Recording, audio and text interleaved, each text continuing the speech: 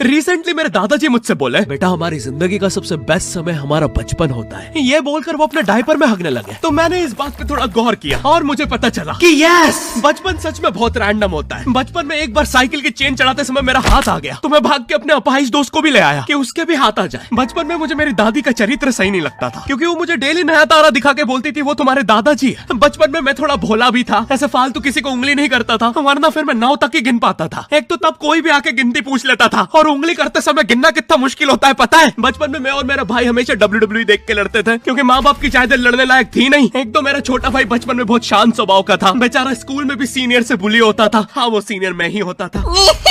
एक बार मुझसे बोलता, भैया डॉक्टर बनना मेरा सपना है। तो मैंने उसे नीट की बुक्स ला दी, तो अब वो उसका पूरा सपना बन गया। अब वो डॉक्टर गेम में भी बीमार ही बनता है, और बवासीर पीछे होती है। चिंटू, बुक्स नहीं पढ़ रहा है तू? एक बार बेचारा बिस्तर पे गिर के रोने लग गया, तो सब बोलने लग गए कुछ नहीं हुआ, चींटी मर गई, चींटी मर गई। मैं यहाँ सोच रहा हूँ फिर अभी तक हम चींटियों वाले बिस्तर पे क्यों सो रहे थे? हाँ, घर में सबकी पीठ पे ददोड़े हो रखे हैं। हाँ, ये नहीं गिरता तो हमें तो पता ही नहीं चलता बिस्तर पे चींटियां हैं। हम तो सोए जा रहे हैं चींटियों वाले बिस्तर पे। और स्कूल में जब भी ये छोटे भाई पैंट में हक देते हैं, तो बड़े भाई को क्यों बुलाया जाता है? पता है कितनी घनघोर बेइज्जती होती है पूरी क्लास के सामने, और बुलाते भी इतने सस्पेंस है, वो देख के बड़े भाई का हगना निकल जाता है। ऐसे 2 छोटे बच्चे स्लो मोशन में भाग के आ रहे हैं। हाँ, वो उनकी नॉर्मल स्पीड है।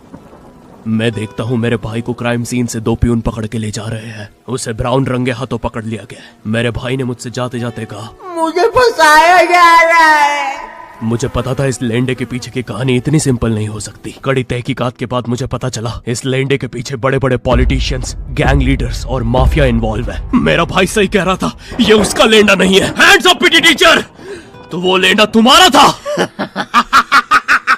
तो तुम्हें पता चल ही गया, तुम मुझे कभी नहीं पकड़ सकते। रुको, भाग गया। जाने दो उसे बेटा, हमने पीटी टीचर के बड़े भाई को बुला लिया है वो लेंडा उठाने।